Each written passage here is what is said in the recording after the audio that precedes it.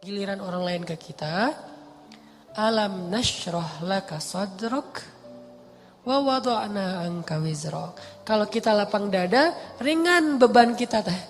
Kenapa kadang-kadang punggung kita ini di sini tuh pundak kita rasanya kayak keras gitu kan ya. Kebanyakan pikiran. Pas kita dipijat, kenapa nih keras banget? Stres. Kenapa kok bisa stres? Dadanya sempit. Orang yang dadanya sempit, satu kesalahan orang aja udah bikin dia nyesek. Tapi kalau dadanya lapang, kesalahan-kesalahan orang itu gak bikin dia nyesek karena masih lapang. Kayak sebuah ruangan sempit, ditaruh satu barang udah sesek. Tapi kalau ruangannya luas, ditaruh banyak barang juga masih lapang, gor gitu. Naruh lemari beberapa masih lapang. Tapi kalau kamar mandi, taruh lemari satu udah gak bisa ngapa-ngapain kan ya. Jadilah syarhus sadar, berlapang dada dengan kesalahan orang lain kepada kita. Sehingga kita gak gampang nyesek, kita gak gampang stres, kita gak gampang nyimpen, gak gampang sakit punggung kita. Kayak gitu Allah bilang, alam nasyrah laka sadrak. Kalau udah lapang dada, wa wada'na anka wizrak, kami turunkan beban-beban kamu. Alladzi anqadha dhahrak, yang memberatkan punggungmu. Caranya gimana? Fa inna ma'al usri yusra, inna ma'al usri yusra, fa idza faraghta fansab wa ila rabbika farghab. Itu kan ajaran supaya syarhus sadar. Pasti ada kebaikan di sini, pasti ada kebaikan di sini. Minta aja sama Allah, minta tolong kepada Allah, maafkanlah dia. Supaya kita enggak anqadha dhahrak, enggak memberatkan punggung, enggak jadi berat sendiri gitu. Jadi stres sendiri, jadi kayak terbeban sendiri. Ini kalau orang kepada kita. Kayak misalnya cara lapang dada itu kayak husnuzon salah satu yang paling penting. Oh pasti bukan saya maksudnya. Kadang-kadang kan kita suka baper sendiri ya. Ada yang ngomong apa chat di grup, kita ngerasa kayak di spam gitu. Wah ini gua banget nih yang diomongin. Padahal enggak. Bukankah kita sering dengerin khutbah atau ceramah seseorang ustadz itu. Kayak ustadz itu kenal kita banget. Kok ustadz itu jadi tahu masalah saya sih? Enggak, dia enggak tahu masalah kita. Allah yang menuntun lisannya karena pengen menasihati kita lewat dia. Tapi dia enggak tahu, jadi jangan kegeeran, jangan baper sendiri. Wah ustaz ini pasti ngomongin saya nih. Enggak, ustaznya juga enggak tahu masalah kita. Karena ada beberapa kasus yang saya pernah kayak gitu, saya lagi ngomongin apa, terus tiba-tiba ada jemaah yang kayak tersinggung. Wah ustaz ngomongin saya nih di depan umum, siapa juga orang saya enggak kenal orangnya. Kenapa kok persis? Saya juga sering kayak gitu kan, udah 2 tahun ini kan saya gak khutbah Jumat nih. Kenapa gak khutbah Jumat? Salah satu alasannya saya pengen Jumat itu privasi waktu buat anak laki-laki saya.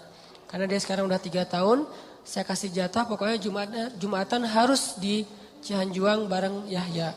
Karena saya pengen dampingin dia ke masjid hari Jumat. Alasan kedua, ada penyakit ustadz yang dulu pernah saya alamin. Apa penyakit ustadz? Keseringan ngomongin menasihati orang, jarang dinasihati. Nah saya pengen Jumat itu waktu saya mendengar nasihat buat diri saya sendiri.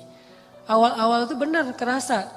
Pas pertama dengar khutbah orang, apaan sih ini kayak gini ngomongnya. Ada tuh ego-ego ustadz kayak gitu tuh muncul tuh. Itu kan yang lagi diobatin tuh. Wah nggak gini, saya tahu dalilnya lebih dari ini mulai. Muncul gitu-gitu tuh. Awal-awal kayak gitu, tapi astagfirullahaladzim, sombong banget sih gue. Udah. Terus kalau ada yang ngomongnya kadang-kadang kayak nggak mungkin belum terbiasa ngomong depan umum, agak-agak nervous mungkin atau agak-agak kaku gitu. Muncul rasa sombong tapi lama-lama di recovery, diperbaiki apa?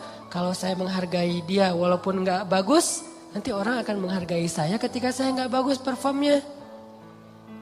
Jadi pas saya duduk gitu, dia ngomongnya kayak ngebosenin banget, boring banget tuh ceramahnya, tapi saya tetap padahal boring banget ceramahnya, tapi saya kayak menghargai. Apa yang saya maksud di situ? Saya pengen juga orang kayak gitu ke saya kalau saya ceramah. Mungkin teman-teman ada yang kayak gitu sekarang. Apaan sih Ustaz, tapi masih aja gini. Padahal boring banget ceramahnya. Kenapa? Mungkin karena saya juga menghargai ceramah orang yang mungkin belum terlalu terbiasa ceramah. Ini yang saya pelajari ketika nggak khutbah lagi. Ditambah lagi sering banget saya kayak ngerasa si khotib ini kayak ngerti banget apa yang saya sedang alamin. Kayak lagi baper sama teman, lagi baper sama istri, langsung ceramahnya tentang suami kepada istri. Loh kok tahu banget sih masalah saya? Kan sering kayak gitu kan? Itu bukan karena dia tahu loh, Allah yang maha tahu. Allah lagi menuntun kaki kita melangkah ke masjid yang khutbahnya tema itu. Dan Allah menuntun lisan ustadz untuk ceramah pas waktu kita datang tentang tema itu. Allah yang lagi nasihatin kita lewat lisan seorang ustadz. Jadi jangan baper. Gitu juga ke temen. Bukan dia tahu masalah kita, pengen nyindir kita, pengen nyepet kita. Enggak sama sekali. Jadi legowo. Syarhus sadar. Salah satu caranya husnuzon. Ini bukan yang cewek-cewek juga. Kalau lagi ngobrol sama teman-temannya, tiba-tiba ada yang kecelutukan ngomong apa.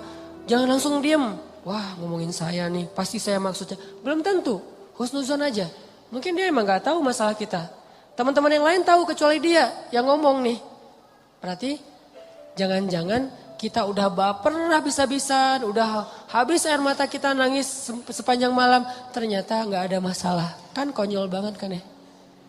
Kita udah curhat kemana-mana, udah marah ke siapa-siapa, terus udah nangis sepanjang malam, udah bengkak matanya. Besok pas tabayun, maaf ya saya gak tahu kalau ada masalah itu. Oh jadi kamu gak tahu? Gak tahu, rugi dong air mata saya udah 1 ember. Ini sering terjadi. Kenapa? Karena kita gak syarhus sadar. Gak husnuzon dulu sama orang lain. Kalau misalnya menurut kita dia tahu banget masalah saya masih diomongin. Oh mungkin dia silap, mungkin dia lupa, mungkin dia terlanjur ucap. Atau enggak dia pasti konsep tuh soalnya captionnya tuh panjang banget. Pasti dia nulis. Kalau gitu mudah-mudahan dia udah sadar sekarang. Belum sempat aja minta maaf ke kita. Yang jelas dia udah sadar, udah minta ampun ke Allah. Husnuzon, husnuzon, husnuzon. Bukankah Allah mengatakan ijtanibu katsiran minaz-zon? Satu-satunya yang layak kita suuzonin itu cuma setan. Bukan orang. Minimal kita bilang bukan dia gak maksud kayak gitu. Setan yang nuntun lisan dia. Setan yang bikin dia mengatakan itu. Dan dia udah sadar sekarang. Setan aja yang disalah-salahin, gak apa-apa. Apa salah saya kata setan? Ya emang salah. Apa salah saya? Ya kamu jadi setan gitu. Kan suuzon yang diperbolehkan buat setan doang kan. Kayak Nabi Yusha ketika lupa masalah ikan dengan Nabi Musa pas nyari Khidir. Apa kata Nabi Yusha? Wa ma ansanihu illa syaitanu an adzkurah. Maaf ya Nabi Musa, tidak ada yang buat saya lupa kecuali syaitan. Jadi yang dikambing hitamkan oleh Nabi Yusha adalah setan. Lagian kalau kita ada masalah pasti kita ngomongnya apa? Auzubillahi minasyaitonirrajim. Setan bilang, enggak, saya enggak godain kamu aja sendiri kegeeran. Kan bisa aja gitu kan ya. Tapi tetap itu udah fitrah. Nah, dia setan. Tapi kalau jin enggak, kita enggak boleh suuzon sama jin. Ada penampakan apa, nih kayaknya mau ganggu saya sholat tahajud nih. Enggak, dia cuma lewat doang gitu. Tapi kalau setan benar, enggak khusyuk, pasti setan. Enggak bisa move on, pasti setan. Wujudnya manusia. Kan setan itu minal jinnati wan nas ya, dari jin dan manusia tuh. Enggak. Bercanda, astagfirullahaladzim. Nanti saya di-report, di-ban lagi akun saya. Sama mantan-mantan. Banyak gening. Oke. Dari orang ke kita, syarhus sadar. Secara syarhus sadar, lapang dada gimana? Husnuzon. Dan ini gak bisa sekaligus, teman-teman saya juga masih belajar husnuzon. Oh mungkin. Iltamis li akhika alfa uzrin. Cari 1000 alasan buat saudara kamu. Kalau gak bisa gitu minimal cuek. Arti cuek gak usah dipikirin. Gak usah dibahas. Kadang-kadang ngebahas satu masalah sebetulnya cara lain buat setan untuk bikin kita gak pernah bisa selesai dengan masalah itu. Terus aja dibikin berlarut-larut. Kayak ada teman kita habis ada masalah sama temannya yang lain. Gak usah dibahas sama kita. Kemarin gimana masalahnya udah beres? Jangan ditanya, udah aja lupain. Begitu kita tanya dia akan bilang lagi. Ya tuh enggak apa kemarin dia masih ngomongin saya. Oh gitu, terus kita pancing-pancing lagi tuh. Harapannya apa? Niat kita pengen empati. Padahal itu bukan empati itu. Pengennya kita berpihak sama dia. Itu enggak berpihak. Tahu enggak apa arti namimah atau mengadu domba?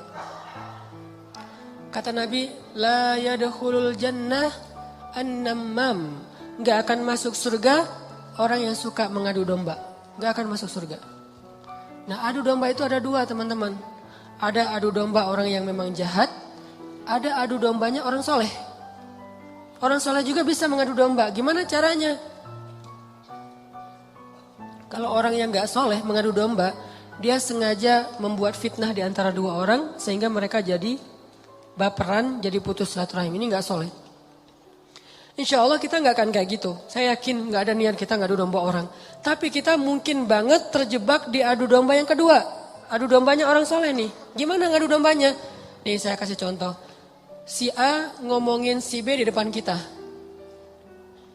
Tapi gak sampai kan ke si B. Kita yang dengar, si B gak dengar. Misalnya kayak dia lagi ngejapri kita, yo dia gini. Kita kan yang tahu. Terus kita capture, kita forward ke si B. Ini aku bukan mau manas-manasin ya. Tapi ini cara jawabnya gimana nih, dia ngomong kayak gini tentang kamu. Kita capture, sakit hatilah si B. Oh ternyata dia ngomongin saya di belakang. Itu perumpamaannya kata para ulama. Si A manah si B, tapi gak kena, anak panahnya jatuh di lantai. Kita ambil, kita tusuk ke dadanya sambil kita katakan ini bukan dari saya, dari dia loh ya. Nih. Kayak gitu analoginya. Itu namimahnya orang soleh. Adu dombanya orang soleh. Jadi kita nggak niat memfitnah. Kita niat pengen menyampaikan kebenaran, kita lagi empati, pengen tabayun. Gak usah tabayun kepada korban, tabayunnya kepada pelaku. Apa bukti kamu ngomong kayak gitu? Gitu, nanya ke pelaku. Jangan, bener gak yang dia omongin? Jangan, salah nih. Konsep tabayun itu bukan kepada korban yang dibicarain, kepada yang ngebicarain. Jadi kayak ada teman kita yang ngomong hal-hal yang gak benar, tanyanya balik ke dia. Apa bukti kamu ngomong kayak gitu? Kalau benar, gak usah disampaikan. Kita kebalik, dia ngomongin kamu kayak gini, bener gak? Nah, ini konsep tabayun yang akhirnya bukan tabayun jadinya, namimah. Udah jatuh tuh anak panah di lantai, kita ambil, kita tusuk. Ini bukan dari saya ya, dari dia. Dia terus ketusuk, makasih ya kamu udah nyampain anak panah ini ke saya. Dia emang gak bener nih orangnya. Padahal yang nusuk bukan dia loh, orang ini nih. Kan kita kadang-kadang kayak jadi akrab gitu dengan orang yang sering ngebukain sebuah masalah ke kita kan. Walaupun bikin kita bete, kita anggap dia kayak setia banget, berpihak banget sama kita, empati banget. Enggak, ini salah. Enggak kayak gini caranya. Harusnya kita bilang, kalau kamu tahu itu nggak nyaman buat saya, jangan disampaikan. Gitu harusnya. Tapi dia ngomongin kamu, biarin aja dia ngomongin. Yang penting kan saya nggak dengar, sehingga saya nggak sakit hati ke dia. Mudah-mudahan Allah maafin dia, kan selesai. Justru gara-gara kamu sampaikan ke saya jadi sakit hati ke dia. Allah nggak maafin dia, Allah nggak maafin saya nih. Putus silaturahim kita berdua. Kamu nih pelakunya nih. Kok jadi saya sih? Ya kamu. Oh rame perang segitiga. Kan ini yang terjadi kan selama ini. Ini lebih realistis menurut saya daripada namimah yang memang niatnya jelek buat saya sih. Saya husnuzon sama kita semuanya. Gak ada lah niat kita jelek pengen memfitnah orang, gak. Tapi seringnya kita terjebak tanpa kita sadari. Justru karena kejujuran kita, karena keakraban kita dengan teman kita. Jadi kita ngebuka hal yang dia gak perlu dengar. Itu sering banget kayak gitu. Saya juga kadang kayak gitu. Misalnya ada yang bicara apa tentang istri saya nggak suka tuh. Dia bicarain istri saya gini misalnya depan temennya ngasih tahu ke saya. Terus saya kan jadi sakit hati sama orang itu ya. Saya juga ngasih tahu ke istri. Istri saya lebih sakit hati lagi sama dia. Ini salah, dia salah, saya salah. Harusnya saya diem aja. Papa udah tahu kan masalah ini, kenapa nggak ngasih tahu ke mama? Karena papa berharap mama nggak tahu. Tapi daripada mama tahu dari orang lain, ya berarti orang itu yang salah, bukan papa. Kenapa dia ngasih tahu ke mama? Kan gitu kan? Jangan sampai ya Pak, mama tahu dari orang lain. Jadi kalau ada yang kayak gini-gini harus papa yang ngomong ke mama. Enggak, itu salah konsepnya. Enggak boleh kita menyampaikan sebuah informasi walaupun benar, apalagi belum tentu benar. Walaupun benar kepada orang yang kalau dia dengar dia akan sakit hati atau sedih. Enggak boleh. Diamin aja. Kalau ada hal yang enggak benar, kita yang mengklarifikasi. Enggak kayak gitu. Saya kenal dia gitu. Jangan biarkan dia tahu masalah ini. Kalau terlanjur tahu, berarti ada orang yang gak tahu konsep namimah level 2. Namimah level 1 emang gak ada niat baik. Namimah level 2 justru karena niat baik. Kan saya pernah bilang, ternyata banyak hadis palsu itu mulai munculnya lewat siapa? Viralnya itu gara-gara ulama-ulama yang soleh. Jadi banyak riwayat hadis palsu itu diantara para ulama yang soleh loh. Bukan sengaja pengen memalsukan hadis. Kenapa? Karena ulama soleh ini terlalu husnuzon. Misalnya nih, ada yang datang ngomong ke saya, Ustadz, saya pernah mendengar hadis gini. Saya sebagai Ustadz, oh gitu? Ya, saya nggak pernah curiga kalau dia itu nggak jujur. Atau kalau dia itu dengarnya nggak utuh, sehingga saya meriwayatkan lagi. Orang dengarnya dari saya juga nggak curiga kalau saya akan main-main dengan hadis kan, sehingga tersebarlah hadis palsu. Bukan karena ada orang yang jahat, ada memang sebagian hadis palsu gara-gara penjual pedagang. Biasanya hadis palsu itu pedagang, penguasa dan ulama. Ini 3 penyebab hadis palsu. Pedagang pengen ngelarisin barang dagangan. Siapa yang memakai jubah atau sorban 7 meter di hari Jumat, maka dia akan mendapatkan dijauhkan dari api neraka 7 kali langit dan bumi. Untuk jualan sorban 7 meter. Siapa yang makan buah ini maka dibebaskan dari sihir. Dia jualan buah itu. Ini bisa muncul hadis palsu dari penguasa.